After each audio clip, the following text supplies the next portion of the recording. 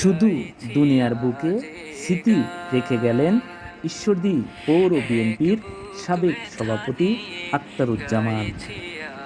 তিনি দীর্ঘ প্রায় 6 বছর ষড়যন্ত্রমূলক মিথ্যা মামলায় ফাঁসির আসামি হয়ে জেলখানায় সেলের মধ্যে জীবনটি অতিবাহিত করেছেন। জেলখানায় থাকা অবস্থায় তার সহধর্মিণী সেও দুনিয়া ছেড়ে চলে গেছেন পরপারে। জুলাই আগস্টের পর বিএনপির নেতা আখতারুজ্জামান চার দেওয়ালের মাঝ থেকে বের হলেন উন্মুক্ত আকাশের নিচে। বেঁচে থাকার এক নতুন জীবন শুরু হলো। তার কেস পার্টনার পরিবারের সঙ্গে বাসায় গিয়ে সৌজন্য সাক্ষাৎ করেছেন। যে সকল কেস পার্টনার দুনিয়া থেকে বিদায় নিয়েছেন তাদের কবর জিয়ারত তিনি করেছেন। এরপর তিনি হঠাৎ অসুস্থ হয়ে পড়েছেন।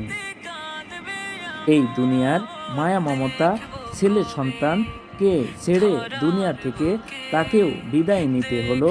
শুধু তার স্মৃতিগুলো দুনিয়ার উপর রেখে গেলেন।